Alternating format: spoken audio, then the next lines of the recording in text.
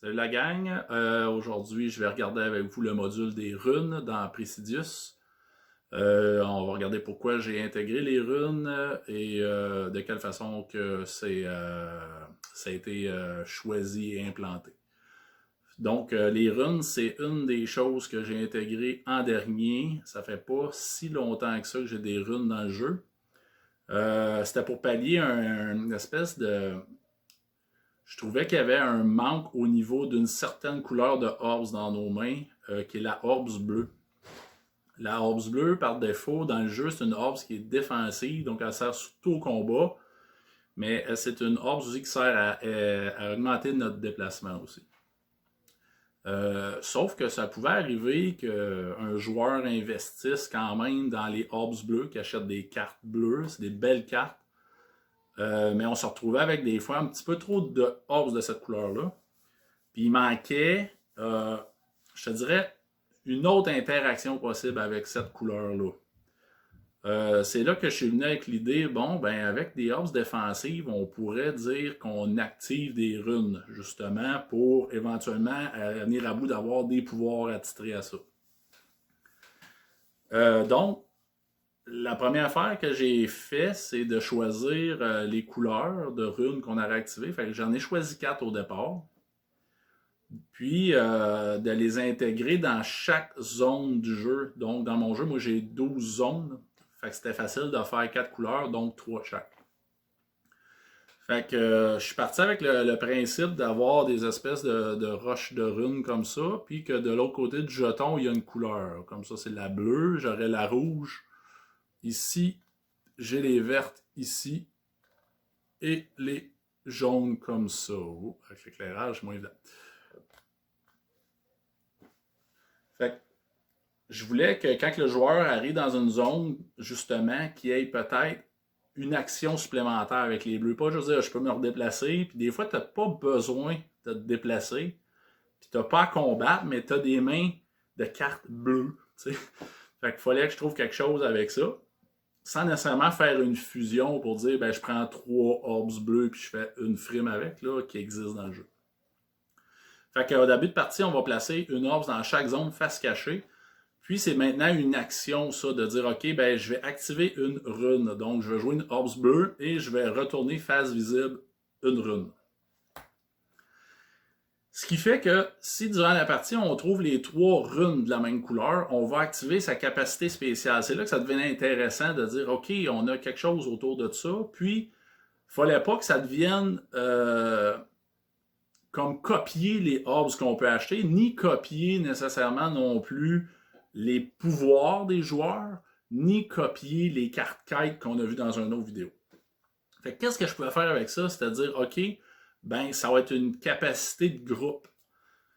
Fait que fallait que je trouve qu'est-ce que je vais activer dans le fond comme capacité de groupe avec ça. Ça, c'était le bout quand même, le fun. Puis je suis tombé pas mal pile poil avec chaque couleur, qu'est-ce qu'elle allait faire dans le fond. Fait que je suis venu avec l'idée que la orbs rouge, bien, elle allait tout simplement permettre à chaque joueur de monter sa main à 5 cartes au lieu de 4. Donc, si les orbs rouges sont activés quand c'est le temps de compléter ta main en fin de tour, ben, tu vas mettre 5 cartes dans tes mains au lieu de 4. Ça devient super le fun parce que c'est une capacité qui fait que tu as beaucoup plus de choix durant ton tour. La rune jaune, elle permettait d'avoir un cristal de survie. Donc, ce qu'on fait, c'est que quand les runes sont activées, on prend un cristal de survie, ce qui permet d'avoir un point de vie supplémentaire. Ce qui est le fun de cette petite capacité-là, c'est qu'elle est à double tranchant. Parce que tu vas dire, OK, j'ai un point d'énergie de plus, c'est le fun, je vais prendre plus de risques. Sauf que si éventuellement la rune vient qu'à être démolie, ce que je vais expliquer un petit peu tantôt, c'est que là, vous allez perdre votre cristal de survie. Et si c'était le dernier que vous aviez, plus de cœur, juste ça, la partie prend fin parce que votre héros va mourir. Fait qu'il faut des fois voir, oh boy, là, il va falloir aller protéger la rune pour pas qu'elle soit détruite parce que j'ai plus d'énergie. Fait que c'est intéressant pour ça. Les runes bleues, je trouvais que c'était le fun. Ça rajoute une carte de plus à l'achat dans la rivière. Vous allez dire, ouais, ben ça fait juste une carte de plus. Ouais, sauf que ça fait que c'est une carte de plus à corrompre avant que l'action se déclenche par les corrompus. Pour ceux qui ont vu les vidéos ennemies, là, ça a un impact là-dessus. Donc, c'est plus long corrompre la rivière. J'ai un petit peu plus de cartes au choix à l'achat. Puis la rivière se rafraîchit plus. Fait que les cartes du deck vont revenir plus vite dans les choix de cartes à acheter.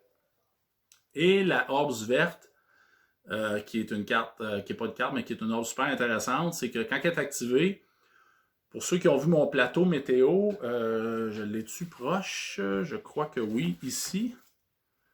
On avait vu ici que ces deux zones-là faisaient qu'on ne peut pas cueillir les ressources nourriture. Donc, les orbs vertes, ce qu'ils vont faire, c'est qu'ils vont annuler ces deux capacités-là, puis ils vont devenir actives. C'est donc qu'on peut cueillir en tout temps quand ça c'est activé. Dans les vidéos des ennemis, j'avais comme un petit peu indiqué que la capacité des démolisseurs elle avait évolué avec le temps. Elle a évolué à cause des runes pour deux raisons.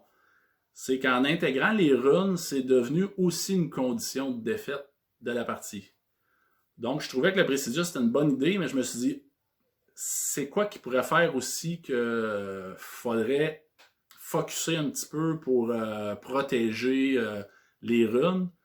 Ben, je n'ai fait une condition de défaite. Donc, si on a 6 runes de détruite en jeu, la partie éternée, on considère que les ressources, les runes, tout ça, sont plus assez présentes dans le royaume pour être capable de défendre le château pour les attaques futures.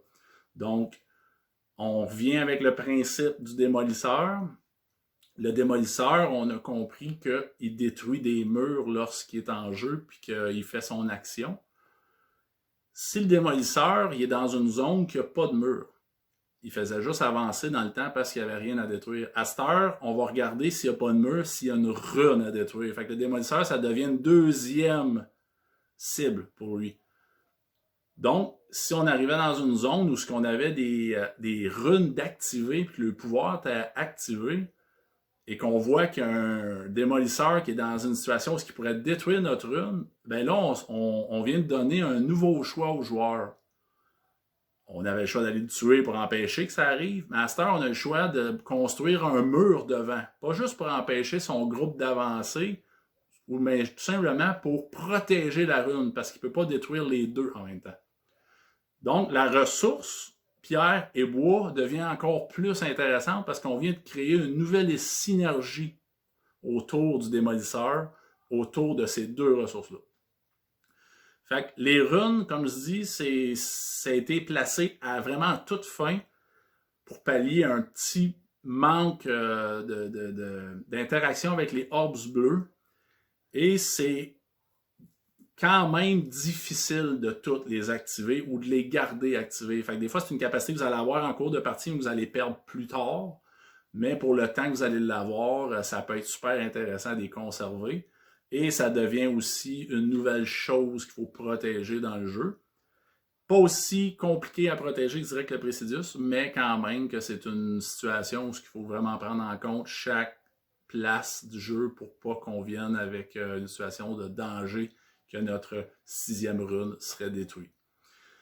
Donc, je voulais montrer aussi qu'à partir du moment qu'on produit un jeu, quelques mêmes années plus tard, là, on s'entend, moi ça fait quasiment 3 ans là, que je travaille là-dessus.